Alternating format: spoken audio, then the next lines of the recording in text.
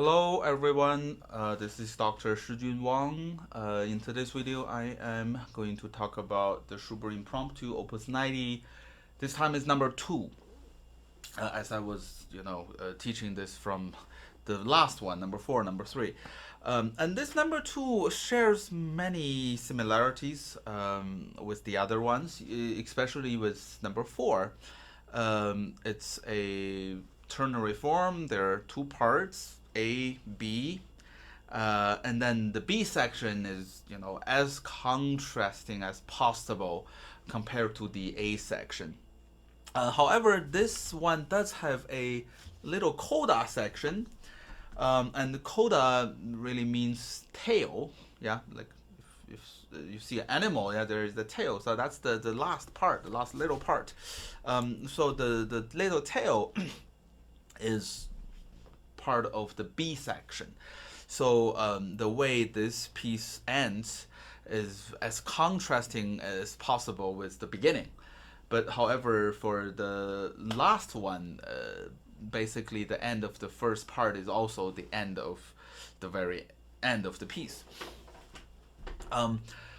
This is written in E flat major, a very comfortable, of course, Beethoven uses E flat major as a heroic major, but really any flat key compared to the sharp keys are warmer and more gentle, right? It has a tragic side on it, but I don't think in this case these E flat, very content, very comfortable.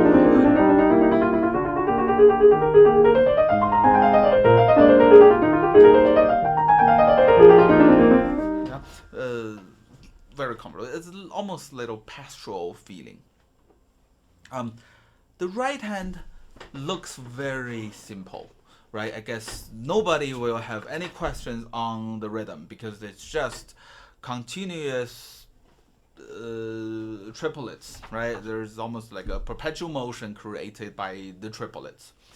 However, if we play this completely even in rhythm, it will sound very boring.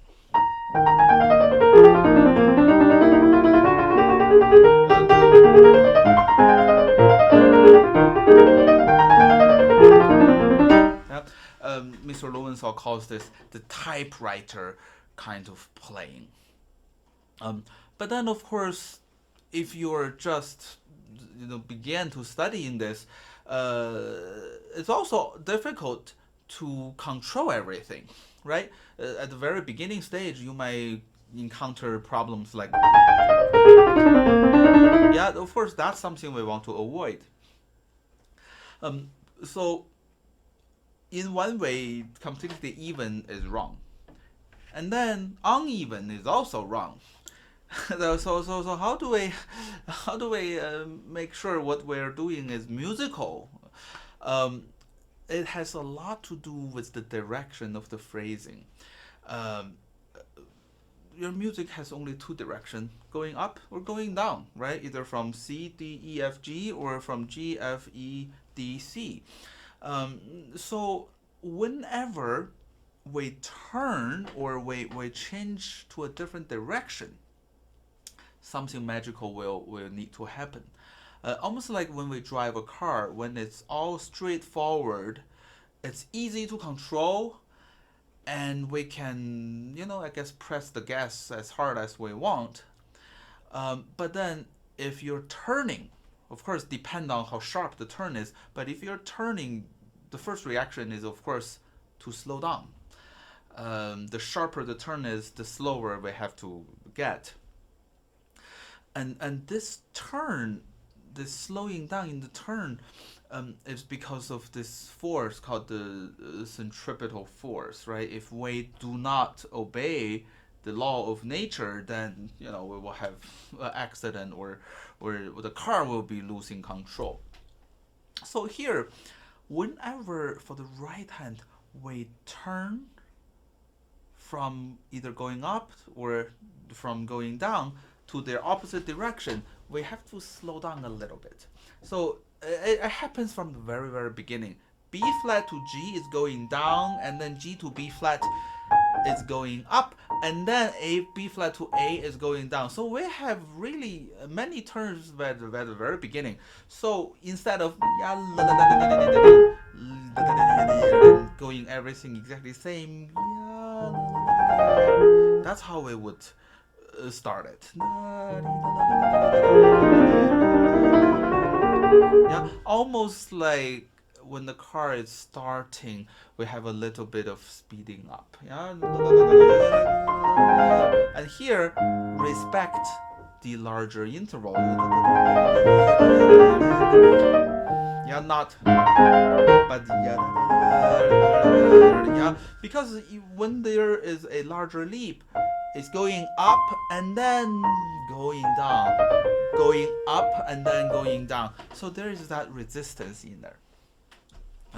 The other factor that will contribute to the musical nature of this phrasing are how fast are we going up or going down.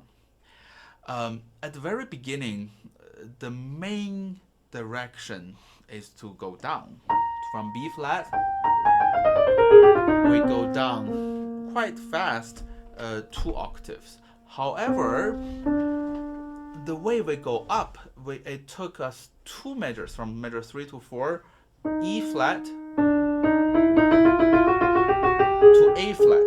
So instead of going down 2 octaves in 2 measures, we only went up a fourth, a perfect fourth in 2 measures. So there's more resistance, and also it's not a straight line. This is the straight line, and this is. So measure 3 and 4, there of course there's more intensity for the chromaticism and also for this hesitation. Okay.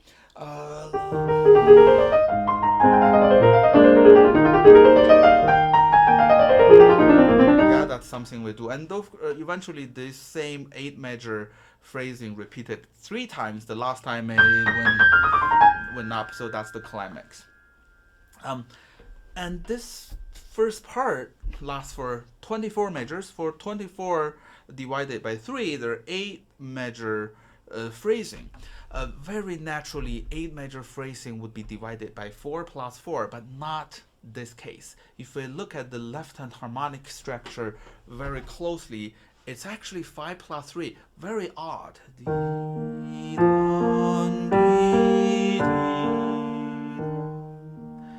That's 5 measures.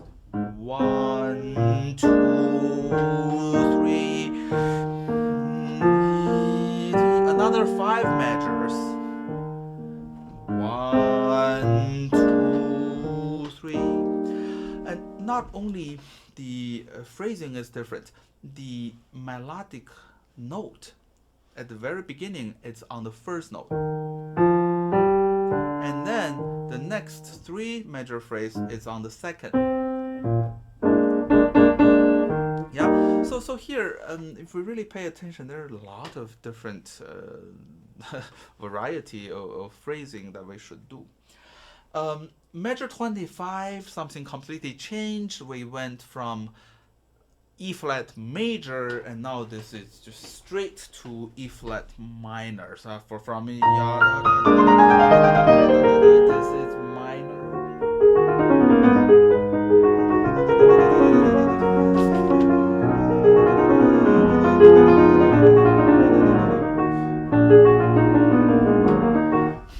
And every time, of course, it's a little bit more gloomy because it's minor, but also somehow it moves a little more easily because it's no longer 5-3 phrasing. It's 4 plus 4 or even 2 plus 2.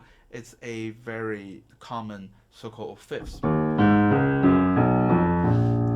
Yeah, so it somehow the momentum is a little faster, and also the right hand has this half note that sticks out, and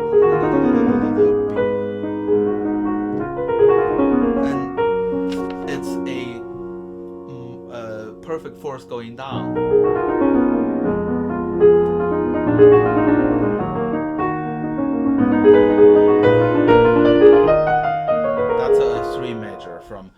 33, 34, 35. That's a 3 measure phrase.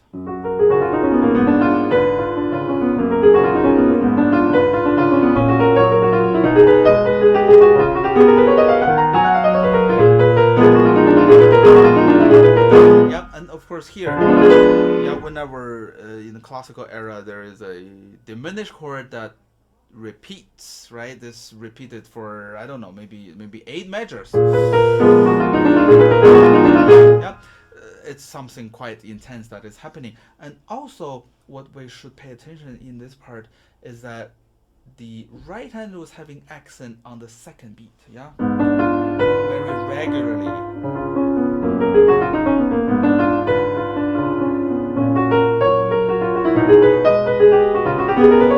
But here, it's an accent on the third beat.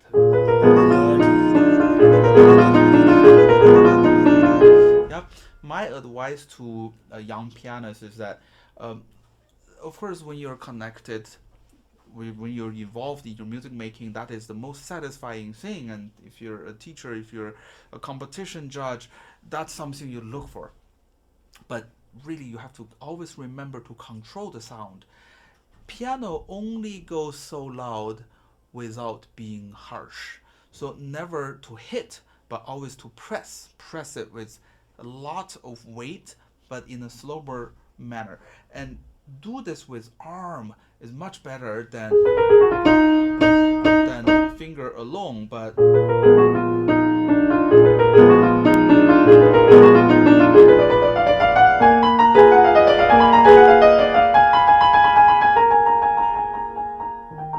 yeah. So in this way, we of course show the intensity, but also we control the tone.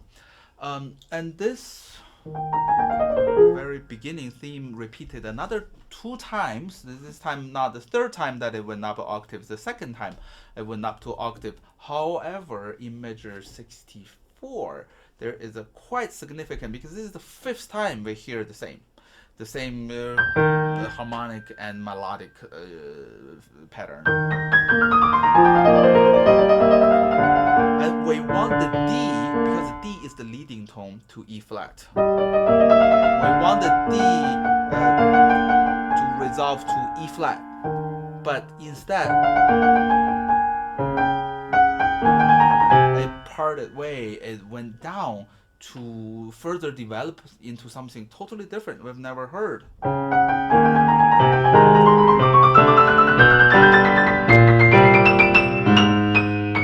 And then it went to the highest note, the F. I don't know if for Schubert this is the highest, but it's pretty high for even the modern piano.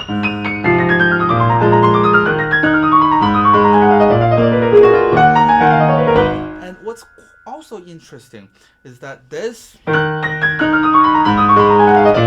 we see 8 sforzando in a row, or 9 sforzando in a row, and this is Beethoven, right? This is really very, very symphonic, very Beethoven-like.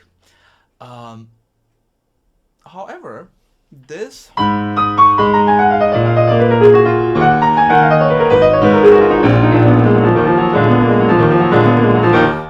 part, the texture really is from the sweetest circle of fifths. Yeah, both the left hand pattern and then the right hand. So I mean, it's maybe a little far-reaching to call this a thematic transformation, but it is really something close to that. The same patterns, the same harmonic and melodic patterns, the rhythmic patterns too, but then in a totally different character. And this really is a preparation for this stormy-like part. So it's already telling you what's coming is not nice.